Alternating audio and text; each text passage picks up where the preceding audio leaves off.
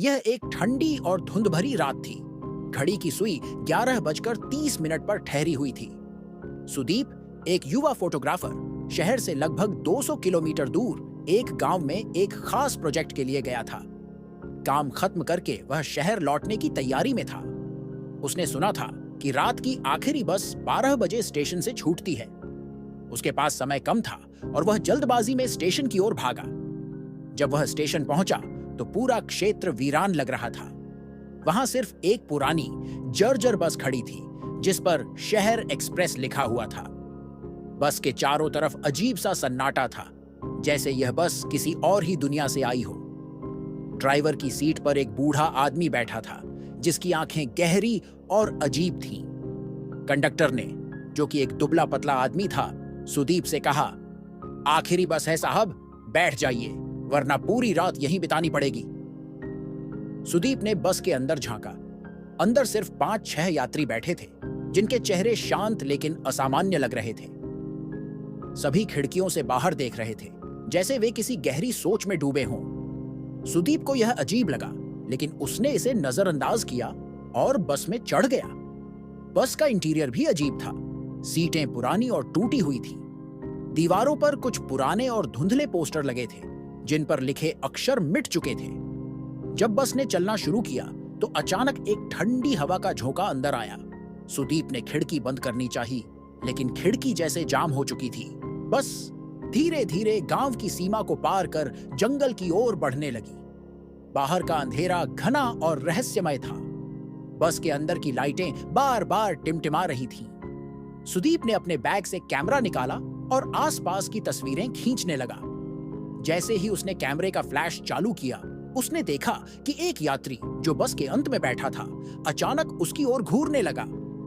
उस यात्री की आंखें अजीब तरीके से चमक रही थीं और उसका चेहरा डरावना लग रहा था। सुदीप ने घबराकर कैमरा नीचे रख दिया। तभी कंडक्टर ने जोर से आवाज लगाई, कोई गांव नहीं छूटना चाहिए, हर स्टॉप पर ध्यान रखना है।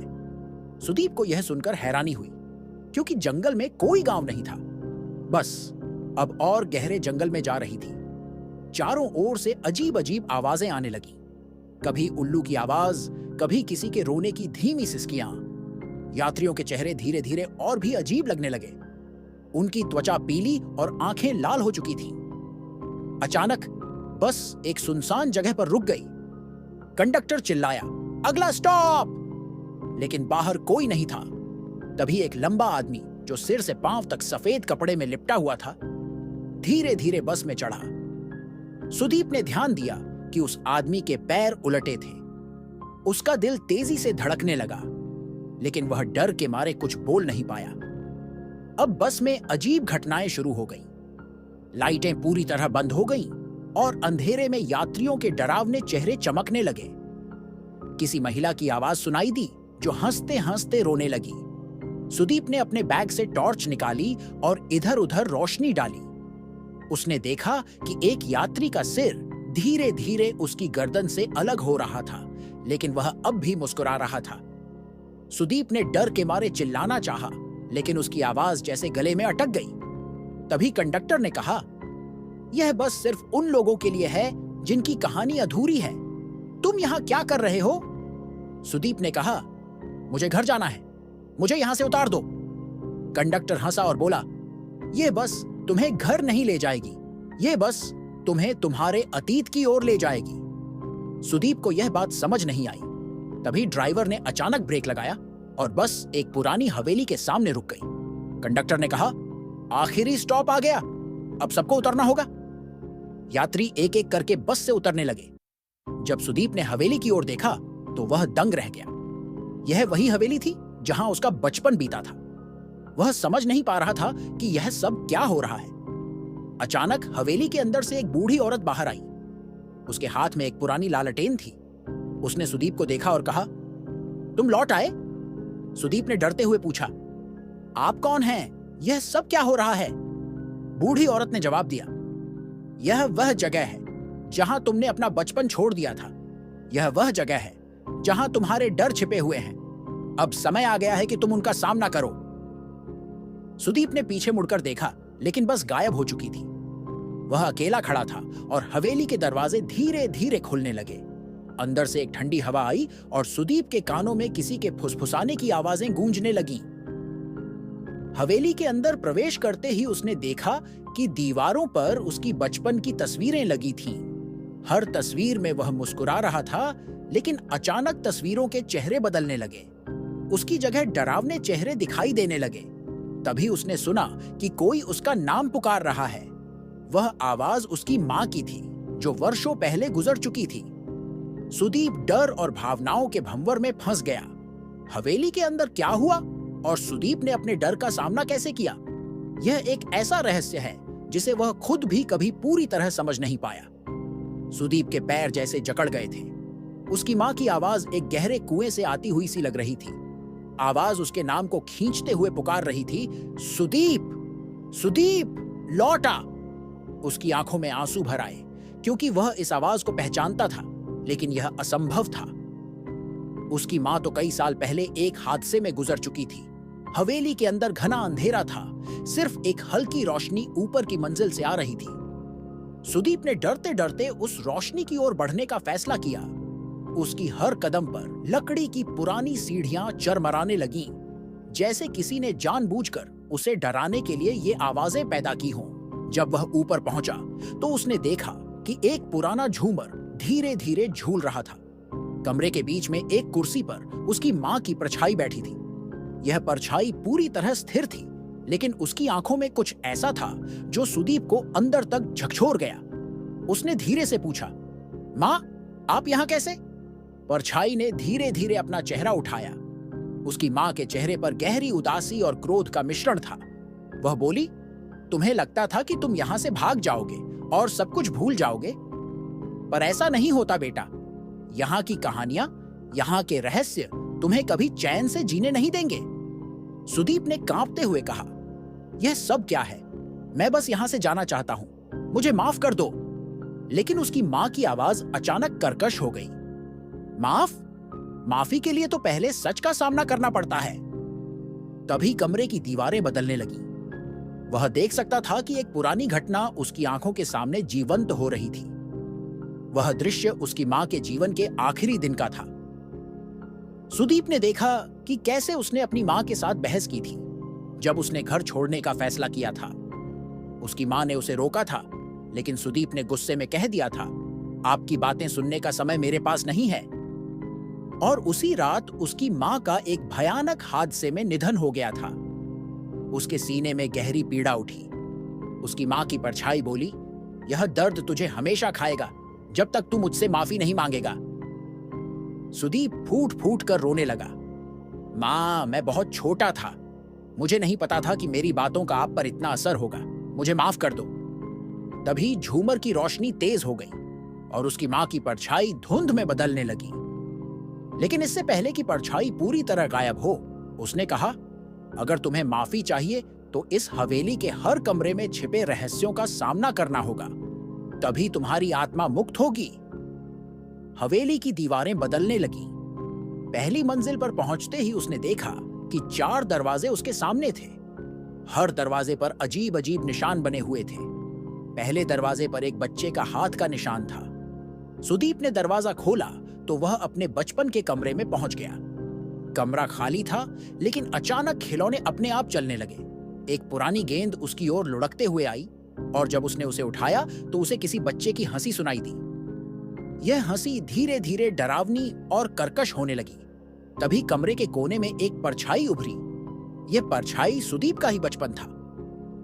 वह परछाई बोली, तुमने मुझे यहां छोड़ दिया जब तुम्हें नई जिंदगी की तलाश थी। क्या तुमने कभी सोचा कि मैं यहां अकेला कैसा महसूस करता हूं? सुदीप ने कहा, मैंने जानबूझकर ऐसा नहीं किया, मुझे माफ कर दो। परछाई हंसी और बोली, माफी आसान नहीं है, तुम्हें अपने अतीत के दर्द को स्वीकार करना होगा। तभी कमरे में जोरदार धमाका हुआ और दरवाजा अपने आप बंद हो गया। दूसरा दरवाजा खोलते ही उसने देखा कि एक महिला दर्पण के सामने खड़ी थी। वह लगातार अपने चेहरे पर लाल सिंदूर लगा रही थी, लेकिन उसके चेहरे पर कोई भाव नहीं थे। सुदीप ने डरते हुए पूछा, आप कौन हैं? महिला ने जवाब दिया, मैं तुम्हारी दादी हूं। मैंने हमेशा तुम्हें समझाया था कि जीवन में रिश्तों को प्राथमिकता देना चाहिए, लेकिन तुमने मेरा विश्वास तोड़ा। सुदीप घुटनों के बल गिर गया और बोला, मैंने गलती की, कृपया मुझे माफ कर दीजिए। महिला ने सिर झुकाकर कहा, तुम्हारी सजा यह है कि तुम इन यादों को हमेशा के लिए अपने साथ लेकर चलोगे। जब सुदीप ने चौथे और आखिरी दरवाजे को खोला तो वहां एक गहरी खाई थी। खाई के दूसरी तरफ एक बड़ा दर्पण था जिसमें सुदीप की शक्ल दिखाई दे रही थी, लेकिन यह उसकी असली शक्ल नहीं थी। यह एक डरावनी और क्रूर छवि थी। दर्पण से आवाज आई, यह तुम्हारा असली चेहरा है। यह तुम्हारे गुस्से, लालच और गलतियों का प्रतिबिंब है। क्या तुम इसे स्वीकार कर सकते हो? सुदीप ने हिम्मत जुटाई और कहा, मैं अपने हर हिस्से को स्वीकार करता हूं, चाहे वह अच्छा हो या बुरा। तभी खाई गायब हो गई और हवेली में चारों तरफ उजाला फैल गया। सुदीप ने खुद को अचानक बस की एक सीट पर पाया। वह पसीने से लथपथ था, लेकिन बस पूरी तरह शांत थी। ड्राइवर और कंडक्टर अब वहां नहीं थे। बस शहर के स्टेशन पर खड़ी थी। सुदीप ने बस से उतरते हुए पीछे मुड़कर देखा। बस के ऊपर लिखा था, मुक्ति यात्रा। उसने एक लंबी सांस ली और खुद से वादा किया कि अब वह अपने जीवन में हर रिश्ते और याद को सहेज कर रखेगा। शायद यह सब एक सपना था, या शायद यह एक सच्चाई जो उसे उसकी गलतियों का एहसास कराने आई थी। लेकिन वह अब बदल चुका था। सुदीप ने बस से उतरते ही चारों ओर देखा। स्टेशन पर हल्की धुंध थी और लोग इधर उधर अपने कामों में लगे हुए थे। यह सब सामान्य लग रहा था, लेकिन सुदीप के दिल और दिमाग में हलचल मची हुई थी। उसने सोचा कि वह जो कुछ भी अभी अभी अनुभव करके आया था, वह क्या असलियत थी या सिर्फ उसकी कल्पना। वह स्टेशन के बाहर खड़ा था जब उसे अचानक कंडक्टर की आवाज सुनाई दी, यात्रा का अंत हो चुका है, लेकिन सफर अब भी बाकी है। उसने मुड़कर देखा, लेकिन वहां कोई नहीं था। यह आवाज बस उसकी यादों में गूंज रही थी। सुदीप ने अपने कैमरे की तरफ देखा। यह अब भी उसके हाथ में था। उसने कैमरा ऑन किया और तस्वीरों को स्क्रॉल करना शुरू किया। जो उसने देखा उससे उसकी सांसें थम गईं। कैमरे में बस के अंदर खींची गई हर तस्वीर धुंधली थी, लेकिन उनमें अजीब परछाइयां और आकृतियां थीं। कुछ में यात्रियों के चेहरे विकृत थे और कुछ में उनकी आंखें चमक रही थीं, जैसे वे इंसान न होकर कुछ और थे। उसने जल्दबाजी में कैमरा बंद कर दिया और अपने घर की ओर बढ़ने लगा। रास्ते में हर चीज उसे अजीब लग रही थी। सड़कें सुनी थीं और हवा में एक असामान्य सी ठंडक थी। जब वह अपने घर पहुंचा तो वह बेहद थका हुआ और उलझन में था। उसने दरवाजा खोला और अंदर प्रवेश किया। घर में घुप अंधेरा था, लेकिन जैसे ही उसने लाइट चालू की, उसे अपनी मां की पुरानी तस्वीर दीवार पर टंगी हुई दिखी। वह तस्वीर सामान्य लग रही थी, लेकिन उसकी मां के चेहरे की मुस्कान कहीं गायब थी। सुदीप ने इसे नजरअंदाज करने की कोशिश की और सोने के लिए अपने कमरे में चला गया। लेकिन जब उसने बिस्तर पर लेटकर आंखें बंद की, तो अचानक से उसे अपनी मां की वही आवाज सुनाई दी, तुम लौट आए हो, लेकिन क्या सच में मुक्त हो?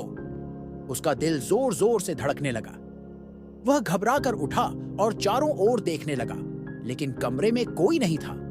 उसने खुद को शांत करने की कोशिश की और पानी पीने के लिए किचन की ओर गया। जैसे ही उसने पानी का गिलास उठाया, उसने महसूस किया कि किचन की खिड़की से कोई उसे घूर रहा है। वह तेजी से खिड़की की ओर दौड़ा, लेकिन वहां कोई नहीं था। उसने खिड़की बंद कर दी और वापस कमरे में आ गया। उस रात वह ठीक से सो नहीं पाया। उसे बार बार बस की यादें और हवेली के दृश्य आंखों के सामने आते रहे। हर बार उसे लगता कि कोई उसका नाम पुकार रहा है। अगली सुबह जब वह उठा तो उसने फैसला किया कि वह इस रहस्य से पूरी तरह बाहर निकले बिना चैन से नहीं रह पाएगा। उसने उस गांव जाने का फैसला किया जहां से यह सब शुरू हुआ था। सुदीप उसी रास्ते से गांव की ओर बढ़ने लगा। यह रास्ता अब भी सुनसान और रहस्यमय था। जब वह गांव पहुंचा तो उसने उस जगह की खोज शुरू की जहां से वह बस में चढ़ा था। लेकिन हैरानी की बात यह थी कि वहां अब कोई बस स्टॉप नहीं था। वहां सिर्फ एक पुराना पीपल का पेड़ खड़ा था, जिसके नीचे एक छोटा सा मंदिर था। उसने पास के एक बुजुर्ग व्यक्ति से पूछा, क्या यहां से रात को कोई बस जाती है? बुजुर्ग ने अजीब निगाहों से उसे देखा और कहा, यहां से कोई बस नहीं जाती बेटा, यह जगह वर्षों से वीरान है। लेकिन लोग कहते हैं कि जो रात के समय इस जगह पर आता है वह किसी अजीब यात्रा पर निकल जाता है। सुदीप के रोंगटे खड़े हो गए। उसने फिर से पूछा, यह बस कहां जाती है? बुजुर्ग ने गहरी सांस ली और कहा, वह बस उन लोगों को ले जाती है जो अपने अतीत के बोझ को अपने साथ लेकर चलते हैं। अगर तुम उस बस में चढ़े थे तो समझ लो कि वह तुम्हें तब तक चैन नहीं लेने देगी जब तक तुम अपने गुनाहों का प्रायश्चित नहीं कर लेते। सुदीप ने अपनी सारी हिम्मत जुटाकर पूछा, तो मुझे अब क्या करना होगा? बुजुर्ग ने उसकी आंखों में देखा और कहा, तुम्हें उस पीपल के पेड़ के नीचे बैठकर अपने पापों का सामना करना होगा। तुम्हें उन लोगों से माफी मांगनी होगी जिन्हें तुमने ठेस पहुंचाई है, और सबसे जरूरी, तुम्हें अपने अतीत को स्वीकार करना होगा। सुदीप ने बुजुर्ग की बात मानकर पीपल के पेड़ के नीचे बैठकर ध्यान लगाना शुरू किया। उसने अपनी मां, दादी और अपने बचपन की हर गलती को याद किया। उसने मन ही मन उनसे माफी मांगी। धीरे धीरे उसने महसूस किया कि पेड़ के नीचे एक अजीब सी शांति फैल रही है। उसे अपनी मां की वही आवाज सुनाई दी, लेकिन इस बार वह आवाज गुस्से में नहीं थी। यह आवाज नरम और सुकून भरी थी। तुमने सही रास्ता चुना सुदीप, अब तुम्हें मुक्ति मिलेगी। उसकी आंखों से आंसू बहने लगे। उसने महसूस किया कि जैसे उसके दिल का बोझ अब हल्का हो गया है। जब वह उठा तो उसने देखा कि सूरज की रोशनी चारों ओर फैल चुकी थी। वह हल्का और मुक्त महसूस कर रहा था। वह जानता था कि अब उसका अतीत उसे परेशान नहीं करेगा। सुदीप अपने घर लौट आया। उसने अपना जीवन पूरी तरह से बदलने का फैसला किया। अब वह हर पल को जीने लगा, अपने रिश्तों को संभालने लगा और उन गलतियों से सबक लेने लगा जो उसने अतीत में की थी। वह नहीं जानता था कि वह बस सच में थी या सिर्फ एक कल्पना, लेकिन एक बात वह जानता था, उसने जो कुछ भी अनुभव किया उसने उसे एक बेहतर इंसान बना दिया। अगर यह वीडियो अच्छा लगा हो तो लाइक करें, अपने दोस्तों के साथ शेयर करें और ऐसे ही वीडियो के लिए चैनल को सब्सक्राइब करें। धन्यवाद।